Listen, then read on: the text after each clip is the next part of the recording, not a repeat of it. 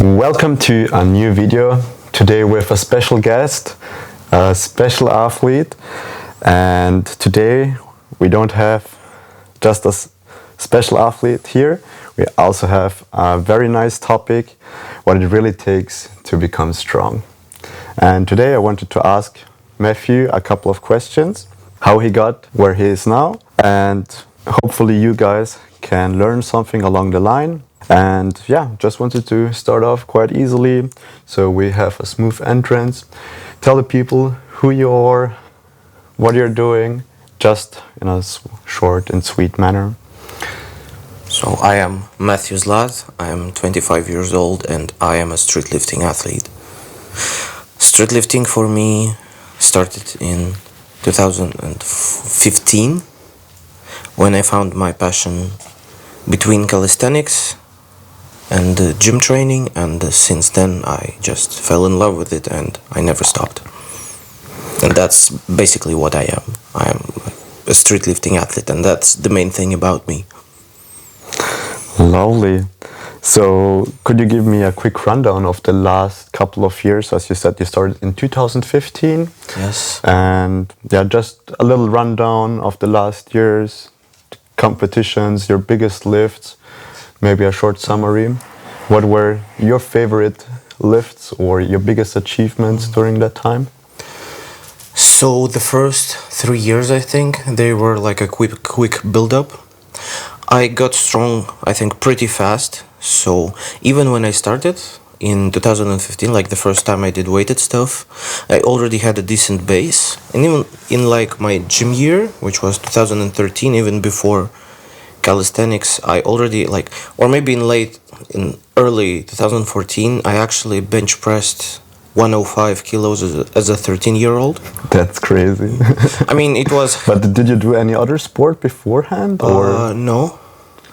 It was your first time in the gym? No, not the first time okay. in the gym, of course. But I had like a couple of months of training beforehand, so it wasn't like out of nowhere. Okay. But the potential was definitely there, and I saw it, and I knew that I had something big coming for me. All right. Did you had already some guys around you who saw your potential and made you invest more into that sport, or was that something that you did on your own since you kind of felt in love with the sport?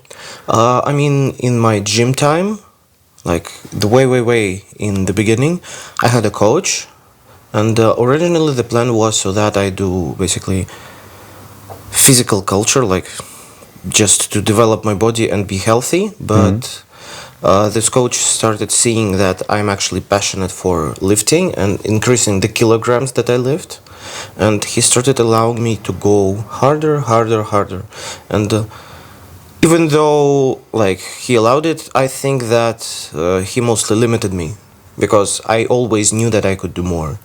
So he was mostly just, don't do that much, it's too much, you will, like, it can be dangerous, you will not recover and stuff like that. But do you think it helped? Because I feel like I can understand the coach. He was thinking about long-term progression, longevity, and as a child, obviously the structures are still growing. And back in the days, people talked, if you train as a child, you don't grow anymore, and you will... I mean, I was like 180 centimeters at 13 already, so I was pretty grown. Yes, of course I understand the coach, because back then I didn't understand that I had this potential. He didn't understand that, so yes, we kind of had to stick to the norms. And yeah, that's what happened. And I actually had to cancel my gym training because I had a case of teen hypertension. And like it got bad in the gym. I got home, we measured my pressure, it was high, and I think for a couple of months I didn't do anything except walking. And then in summer, when summer came around, I met some calisthenics guys. I also found some videos on YouTube and started doing that a little bit by bit. And that's how I came into calisthenics. And what kept you going with the sport? The desire to get better, the desire to get stronger.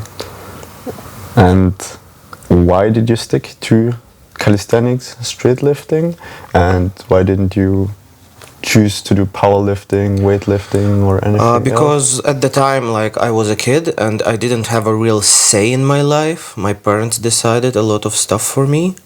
So essentially, I wasn't just allowed to go into the gym because of the hypertension. So I kind of had to figure things out with how I can do, like how I can go around that. And calisthenics was definitely a nice way to do that. And in summer, it wasn't a problem. When winter came, it became a problem because it got pretty cold for training. So I actually managed to get a gym membership, promising that I would do just calisthenics in there. And you know, like normal people, like my parents, they didn't actually know that load is load, and for them, like, gym lifting is bad for health and calisthenics is good for health. So I kind of played on that. Smart choice. So, and that was then roughly 2 to 3 years in, or? No, I mean, I started with calisthenics at the gym and it took like a couple of months, and then I saw some videos on YouTube of a guy doing weighted calisthenics, and his channel is Calisthenics and Weight Training.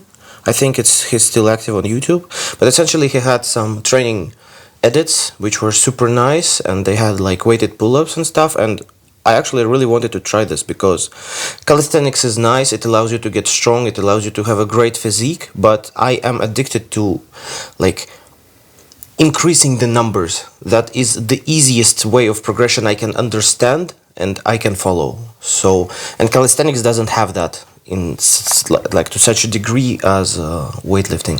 And but I still wanted to control my body, I still wanted to do cool stuff with it. So the weighted stuff, it was kind of in the middle between the gym with its solid progression and understandable numbers, and calisthenics with flashy moves and bodyweight control. So that's what was perfect for me. Nice. Maybe you can tell the viewers what your biggest achievements are so far in the street lifting lifts. So my biggest ever achievement was a 205 kilo dip in training, and it was something that took many years and many setbacks, and I basically dedicated my whole life to achieving 200 kilos in dips. But when I actually did achieve, I felt like I had some left in the tank, and in the next training cycle I pushed even more and I got to 205. And yes, that's basically the main thing. For pull, I think my best ever achievement is 120 in the CWWB competition in 2019. At the time, the rules were not as strict as final rep, so it had a bit of leg movement, but it was chin over the bar and it was like pretty reasonably clean for the time. And my biggest PR, like out of the recent ones, is 127.5 training form, so just touch and with strong leg movement. And I'm quite proud of that because it also took a lot of work to push through my old PR of 125. But basically that's it. And actually very few people are actually able to pull above 120 kg in a pull-up. So any form. In any form, so everything that is above 115 or 110 can be considered. Yeah. Also, a lift that is definitely worth mentioning is one-arm pull-ups. I was super passionate about them from 2015 to 2018, I guess. And I was the first one in the world to achieve a pull-up on one arm with 32 kilos. I think it was quite a big thing at the time in the community. We had people pulling 16 kilos. We had like a couple of people pulling 24 kilos, and 32 kilos was considered like barely achievable. And why the numbers? Why the uneven numbers? Because the kettlebells, like the old Russian kettlebells that are available, come in sizes of 16, 24, and 32. So most of the training back then was done with these kettlebells. So that's why the numbers. All right. And was there any major turning point in your training career, like any huge setbacks or injuries? Everything was there. The first like big training point I had in 2015 when I entered a multi-rep competition, and at that time I failed pretty miserably because I was training like everything, but I wanted to focus on the weighted stuff. So at that time I made the decision to stop training skills seriously and focus on the weighted stuff. And actually I wanted to prepare for a multi-rep competition next year in the same place, but I got carried away with getting stronger in my favorite rep ranges. So instead of focusing on high reps, I focused on 4 to 6 reps, and it was great. The next competition in 2016 I also failed, but at that time it wasn't a big thing for me because I found my passion in heavier weights. That was the turning point. The biggest setback I had is the bicep tear, this thing right here. It came pretty unexpectedly, I guess. I had some pain before, but it was just really unexpected. But looking back at it, it was just unreasonable load management. And that's okay, so to touch on it, what happened exactly and how did it feel in the moment for you? So I was warming up with the chin-ups, and my goal for the day was 97.5 for 6. And at that time I had quite severe right wrist pain from chin-ups, and it took like 20 minutes of warming up just to hang pain-free. But I was still pushing because I could. And I think this led to me switching a little bit of the load to the left arm more than the right. And also at that time I was doing chin-ups without full lockout, so I was non-stopping them, and at the bottom my arms were a little bit bent. So you had consistent tension. Consistent tension, and not only just consistent tension, but the strong rebound at the bottom, because I was going down super fast and rebounding using stretch reflex to get me up into the next rep. And I guess a couple of months of that really took a toll on my bicep tendon, and it gave off. So I was warming up, and it was Friday, and on Wednesday, on that week, I felt some slight pain in my left arm, but it was located somewhere in the brachioradialis, so I didn't quite pay attention to it. And when I was warming up on Friday, on 75 kilos, I heard a crack around like this area. So I stopped. The crack was pretty bad, but it didn't feel painful. And I guess I was feeling strong, so I redid the warm-up set. So I did 75 for 1, I got the crack, I went down from the bar, which it doesn't usually happen, but the crack was so loud that I decided to go down. I repeated the warm-up set, I did 75 for 4, which felt decent. And then I loaded up 97.5, and at that point, on the first rep, I started with a little bit bent arm, went down to the dead hang, and as you know, like all the bicep tears happen in this range of motion. Isn't it just?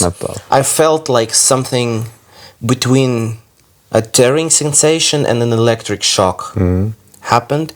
It wasn't super painful, but the crack was loud, and the sensation was like it was powerful, but it wasn't too painful. And what was your first thought afterwards? Fuck. That was my thought. I can imagine. Like at this point, I thought it was like a partial tear because I could still bend my arm. I could still bend it even with load. Probably adrenaline was high and from the movement before. Like I immediately went for an MRI scan. Like I scheduled it, and at the evening of that same day, I already had the results. Yeah, that's great. Super fast. You already told me that you had quite a fast post-injury phase in terms of getting the operation and the recovery process, and that's super important because whenever you have an injury, especially a tear that crosses several or a muscle that crosses several joints, it's always important to restore full range of motion and get back to work so that you don't run into issues in the long run, because not being able to fully use your arm or the joints as they're supposed to will definitely limit the performance. And were there any interferences or things you change going forward in terms of your training so that such an injury doesn't happen again? Yes. So what I did, like after I recovered, my training was basically the same, but at some point I thought I would never go back to chin-ups because of the stress on that place. So I started recovering with pull-ups, and it went great. But at some point, I still wanted to risk it, and started recovering chin-ups bit by bit. And it was like, I was fearful, but like the courage to overcome it prevailed. And at some point, but I never regained the confidence to do chin-ups non-stop. Like, I mean, right now I could definitely do it again, but I won't. And so the main lasting change that I made, now I pull everything that stop, as you probably see in my training videos. And the bicep tear is not the only reason for this.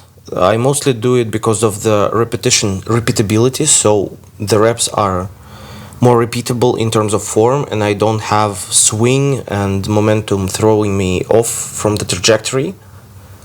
But it also helps with removing the dangerous part of the rebound without locking out. So even if I go heavy on chin-ups, I am still feeling safe. All right. And is there any advice you could give someone who is currently dealing with a serious injury? Don't give up. Just don't give up. Because I see a lot of people, like, I know a guy who tore his bicep doing skills and he never went back to skills. And that's just giving up. And my advice would be that you can always find a way to make it work. Always. And even if you don't get to the previous levels of performance you had, you can at least do best with what you have. So, and that's what I would advise. To never give up and to always do the best that you can with what you have. And is there any advice you would give your younger self now after going through such things? I think I would give more advice, like, if we're talking about 18 and younger, then I think no. I think at that time all of the path that I went through was necessary. At 19, I would give myself the advice of analyzing my training more, finding patterns and using them, because after 19, like, I had a lot of messy stuff going on in my training. I feel like that point is very good. Identifying patterns in your training and adjusting the training to your actual needs and not adjusting a program to you is the real way to progress long term, because you need to progress instead of you progressing on a certain program. Yeah. And the point is that you need to progress and not fit some kind of expectation or a norm or rules. Yes. And so that's, you need to find something that works for you and not for someone else. I'd say we wrap this we wrap the podcast up. If you want to train smarter or need any help with your training, then go to kingofweighted.com, book yourself a one-on-one call for our online coaching or buy one of our training programs. Follow Mathew's Instagram, buy his programs as well, and leave some questions or any takes on this podcast down below in the comments. Like and share, and see you in the next one. Bye. I mean, that was super short.